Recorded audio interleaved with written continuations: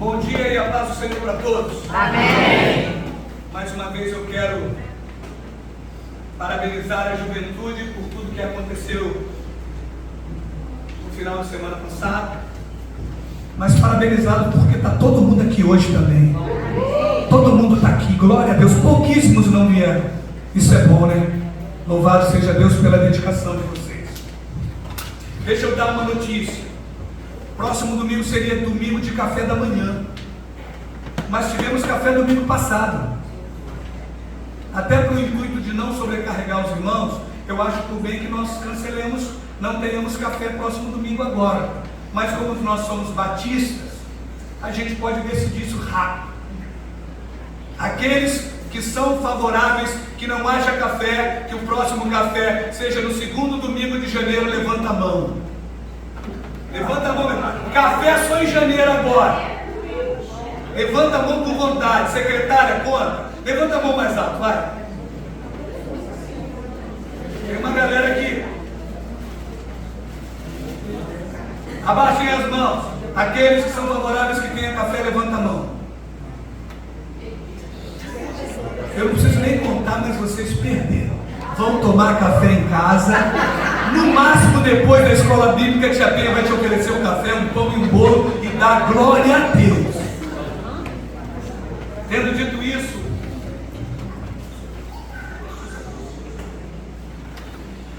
preciso pregar, não é verdade? Então tá bom, eu vou pregar. Evangelho de Marcos, capítulo de número 9. Versículo de número 1. Evangelho de Marcos, chamado também de o proto-evangelho. Marcos é sobrinho de Barnabé. Marcos é o João Marcos que abandonou a viagem missionária e causou uma celeuma entre Barnabé e Paulo. Após isso, Marcos ele vai estar aos pés, sabe de quem? De Pedro. Então acredito que de tudo aquilo que a gente vê, lê nos evangelhos de Marcos, é aquilo que Pedro passou a Marcos. Amém? Leiam para mim todos juntos no 1, no 2 e no 3.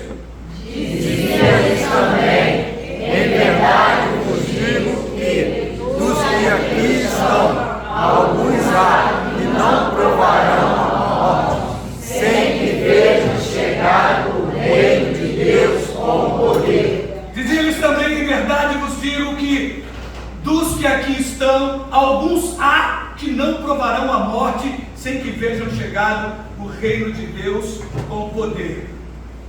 Dizia-lhes também, quem dizia? Jesus. Jesus dizia a quem? Com certeza aos seus discípulos e provavelmente aos que estavam ao entorno. Jesus tinha sempre uma galerinha em volta dele.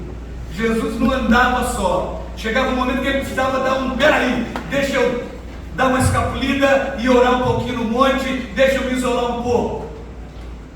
Bem, quem diz alguma coisa. Dizia o quê? Em verdade vos digo. E a gente vai ver essa expressão dezenas de vezes nos evangelhos. E a gente vai ver um acréscimo. Em verdade vos digo. Jesus usa a expressão em verdade vos digo como uma introdução de uma declaração solene. Toda vez que você lê em verdade, saiba que algo importante está por vir. Em verdade, é um alerta, um chamado à atenção ao que vai ser proferido. E Jesus nunca falou simplesmente por falar. Jesus não era alguém que jogava conversa fora. Você consegue ver Jesus jogando conversa fora? Todo ensino de Jesus deveria ser observado com com bastante atenção. Tudo que Jesus falava era intencional, tinha e tem profundidade.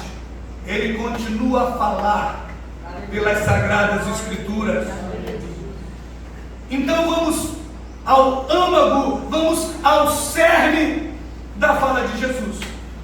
Sem mais delongas, ele diz: dos que aqui estão, alguns há que não provarão a morte sem que veja chegado o reino de Deus. Jesus está dizendo: tem gente aqui que não vai morrer sem ver o reino de Deus chegar com poder. Quem nunca bugou a cacholeta ao ler esse texto? Eu já buguei. Morre, morre. Como é que é isso? Literalmente Jesus está dizendo: alguns que ali estavam não passariam pela morte sem ver chegar o reino de Deus. E antagonicamente daquilo tudo que Jesus disse, os discípulos foram martirizados. Pois bem, se ele estava falando com certeza para aqueles que estavam em torno e os discípulos, a gente vai ler na tradição e a gente vai ver Pedro sendo crucificado de cabeça para baixo e sendo ateado fogo.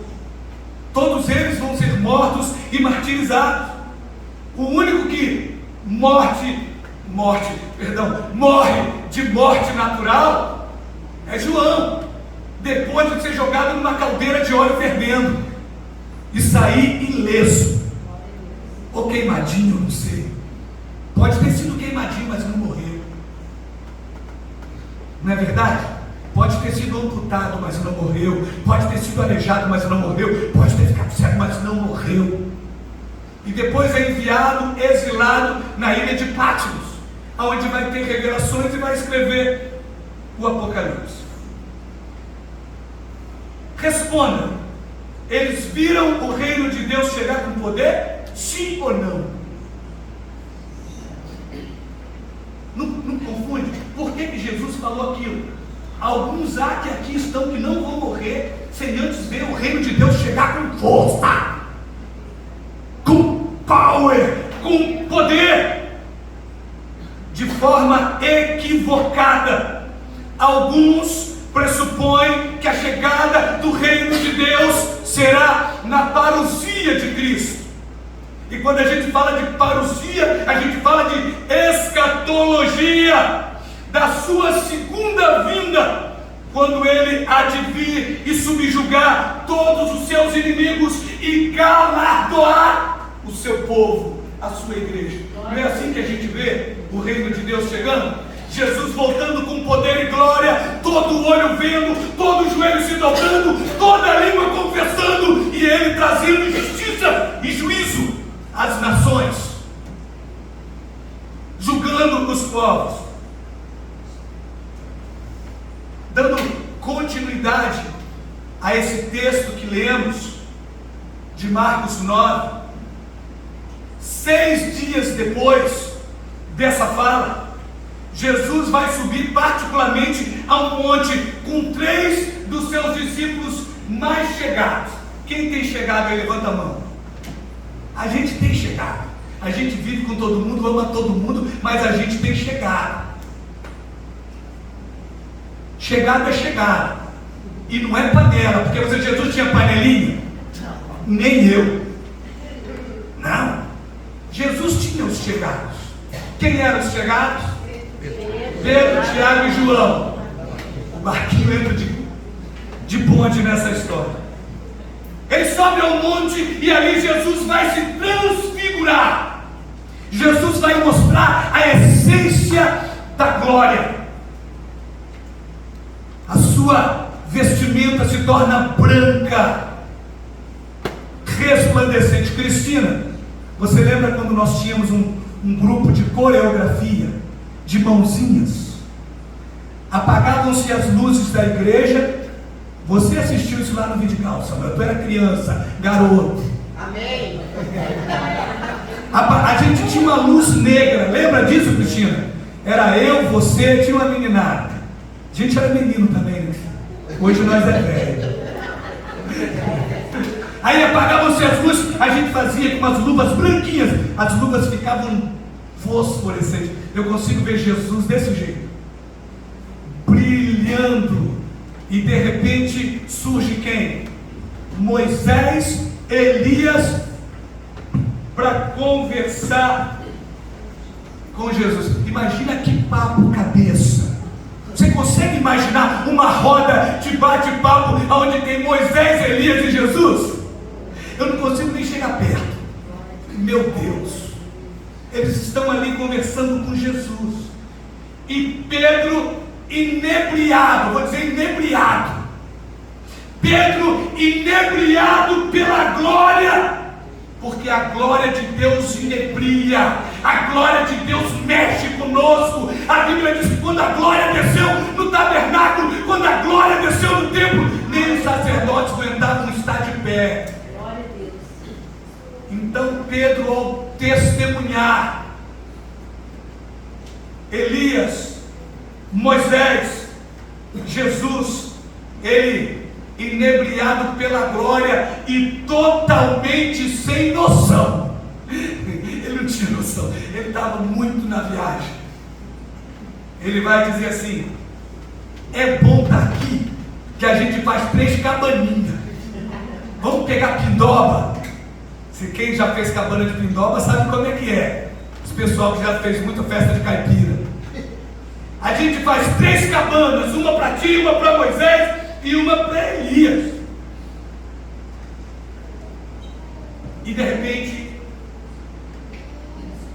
uma nuvem cobre os 3. Pedro acaba de dizer: legal, a gente está aqui porque a gente vai fazer 3 cabanas, uma para ti, uma para Moisés e uma para Elias. A nuvem cobre os 3 e de repente os 3 vão desaparecer, só fica Jesus na parada e uma voz vai ser ouvida do céu: este é meu filho amado, em quem eu me comprazo, a ele escutai. Escuta o que eu vou te dizer. Quando Pedro diz assim: é bom estar aqui para fazer 3 cabanas, Pedro está nivelando todo mundo. Pedro está nivelando Moisés, Jesus e Elias no mesmo parâmetro. Então a nuvem vem e desaparece com os 2, e a voz diz: este é meu filho amado, em quem eu tenho prazer, é meu chamego, é meu, que será de linguagem nordestina, é meu xodó, e a ele, somente a ele. Quando a gente vê Moisés, a gente vê a representação da lei. Quando a gente vê Elias, a gente vê a representação dos profetas e tudo que foi predito acerca do Messias e tudo que foi predito nas Escrituras. E quando a gente vê Jesus, a gente vai ver a manifestação da graça. A lei se encerrou em Cristo. Ele cumpriu toda a lei. E agora Deus, o próprio Deus, está dizendo: é Ele, é o meu filho, é graça, é misericórdia, é favor que vem do céu. A Ele escutem, a Ele ouçam, a Ele deem ouvido. Toda lei e toda profecia converge na graça da pessoa de Cristo. Precisamos apontar para Ele. Lei, profecias e graça. Vivemos hoje pela graça. Pela graça nós somos salvos mediante a fé no Filho de Deus. E isso não vem de nós. Até para crer, vem de Deus. Até para crer, vem de Deus. Toda lei, toda profecia vai apontar para Cristo, a manifestação da graça. Voltamos para o texto. Alguns que aqui estão não morrerão sem que vejam o reino de Deus chegar com poder. Quem participou do mês passado de todo o estudo bíblico acerca de João Batista sabe qual era o discurso de João no deserto da Judéia. Arrependei-vos, chegado o reino de Deus. O próprio Jesus replicou a mesma mensagem, deu continuidade: é chegado o reino de Deus. Deus, ao se fazer homem, traz consigo o reino de Deus para a terra. Deus, ao tabernacular com os homens, o Verbo se encarnando, Deus traz na pessoa de Cristo o Rei. O reino chegou com Cristo. E na sua morte e ressurreição, Cristo estabeleceu o reino de Deus entre os homens. O reino de Deus chegou. E na cruz, ele se estabelece. Na cruz, o reino de Deus vai ser consumado. Na cruz, Jesus vai dizer: Tetelestai, está consumado. Ele cumpriu toda a prerrogativa, toda a exigência, toda a necessidade. Ele aplacou toda a ira divina com a sua submissão, estabelecendo um novo reino, o reino de Deus na terra. E após a ressurreição, Jesus vai dizer: é-me dado todo o poder no céu e na terra. Todos os discípulos, tirando Judas Iscariotes, testemunharam a chegada do reino de Deus com poder. Todos eles viram, porque todos viram uma morte, todos viram uma ressurreição, todos viram a descida do Espírito Santo no Evangelho de Atos, todos viram a proclamação do reino em toda a parte da Judéia, da Galileia e dos confins. Eles viram. Era o que Jesus estava falando. Diga para quem está do seu lado assim: o reino de Deus está aqui. Diga para quem está do seu lado: o reino de Deus está aqui. O reino de Deus chegou. Tem gente esperando o reino de Deus. Lucas vai escrever no capítulo 17, no versículo 20. Jesus está sendo interrogado pelos fariseus sobre quando haveria de chegar o reino de Deus. E Jesus responde: o reino de Deus não vem com aparência exterior, nem dirão: ei-lo aqui, ei-lo ali, porque eis que o reino de Deus está dentro de vós. O reino de Deus não se manifesta com aparência, mas com ações. Se eles esperavam um reino de glória, Jesus está dizendo: o reino de Deus está dentro de vocês. Repita assim: eu sou o reino de Deus aonde eu estiver. Eu sou o reino de Deus aonde eu estiver. Eu sou o reino de Deus. Paulo, escrevendo em Romanos 14, 17, ele diz: porque o reino de Deus não é comida nem bebida. O reino de Deus é justiça, é paz, é alegria no Espírito Santo. Quer ver reino de Deus? Paz, justiça, alegria no Espírito Santo. Ouça uma coisa: o reino de Deus traz consigo transformação de vida. Se não houver novidade de vida, se não houver mudança de vida, não tem reino de Deus. O reino de Deus manifesta perdão. Quando recebemos perdão e aprendemos a perdoar, o reino de Deus se manifesta. Se manifesta com mudança de atitude, mudança de caráter. Se manifesta com perdão e misericórdia. O reino de Deus promove libertação. Precisamos manifestar o reino. Haverá um dia que Jesus voltará para buscar a sua igreja, mas o reino de Deus já está na terra. O reino de Deus já está em evidência. Nós somos reino de Deus quando praticamos justiça, quando agimos com honestidade, quando agimos com amor, quando perdoamos, quando temos misericórdia. Nós manifestamos o reino de Deus.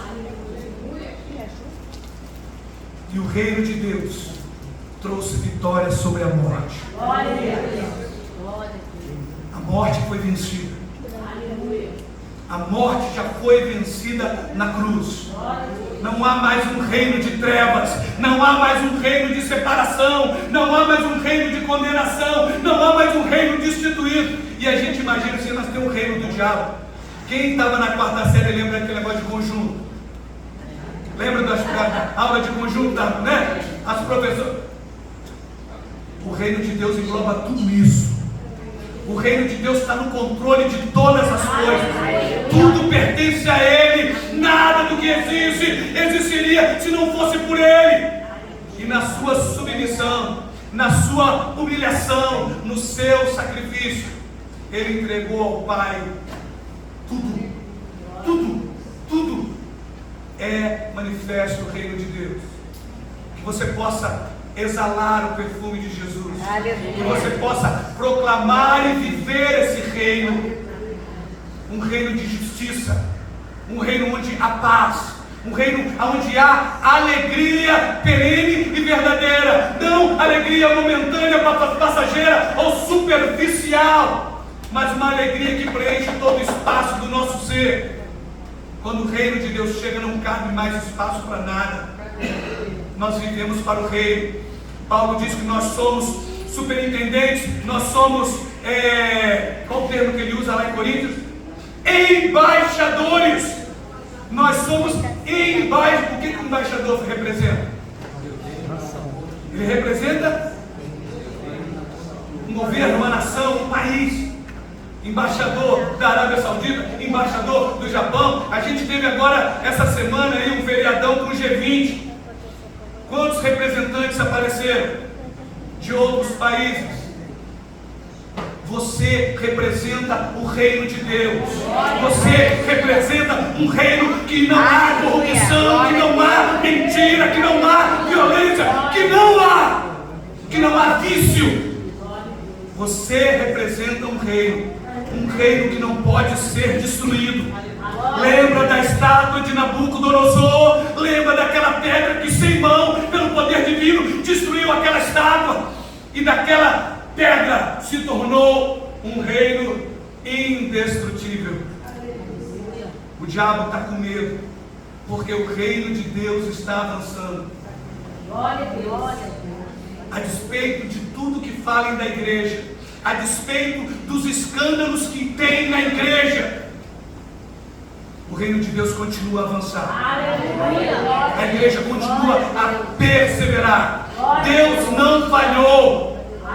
Deus não errou quando Ele olhou para você e disse: você é meu, eu te escolhi, eu te chamei pelo teu nome, eu sou contigo, eu não te desampararei. Não. E quando tivermos essa consciência, nós vamos acordar e vamos agir diferente. O nosso comportamento vai ser diferente. As nossas ações vão repercutir o reino. As pessoas vão ver que existe um reino, não o reino deste mundo, mas um povo que está aqui só de passagem, um povo que é peregrino nessa terra, um povo que daqui a qualquer momento vai ser arrebatado em glória e vai se encontrar com o Senhor dos ares. Um povo que não se vende, um povo que está disposto a renunciar ao desejo, à concupiscência, à carne, os prazeres transitórios, pela fidelidade de um rei. Onde não haverá dor, onde não haverá injustiça, onde não haverá corrupção, onde não haverá morte, onde não haverá miséria, onde não haverá nada que possa denegrir o Senhor do Reino. Aleluia. Não vai haver nem conta de luz. Amém. Glória a Deus. Não vai haver calor. Amém. Tem gente que sofre com calor, não é, Raquel? Não vai haver mais calor. Glória a Deus. Aleluia. Não vai ter conta grande e alta da SEDAI. Amém. Pagando água e esgoto ao mesmo tempo. Não vai ter imposto, ICMS, não vai ter, porque já foi pago na cruz. Aleluia. Eu só preciso que você entenda que você foi chamado e escolhido para andar em novidade de vida. Não importa o que você fez até hoje, hoje pode ser a mudança de história, a virada de chave, a guinada na sua vida, para você pedir perdão, se arrepender e andar em novidade de vida. Andar no caminho do Rei. Se hoje eles matam aqui por ouro, se hoje eles vendem a alma para o diabo, pela fama, pelo sucesso, pela fortuna, no reino dos céus eu vou pisar o ouro. Glória a Deus. Para você ver quão efêmero, quão insignificante é os valores terrenos. Ande com os pés na terra, mas com a tua cabeça no céu. Eu não pertenço mais a esse mundo. Nós vimos o reino de Deus chegar com poder. O reino de Deus chegou. E por isso você foi alcançado. Por isso o Senhor tem transformado a tua vida dia após dia. Por isso você vai se batizar. Por isso Deus está trazendo a este lugar aqueles que vão ser salvos e vão para a glória. Glória a Deus. Quem aqui é salvo em Jesus, levanta a mão. Quem pertence ao reino de Deus, diga: eu pertenço ao reino do céu. Fecha teus olhos. Dá a mão quem está do teu lado.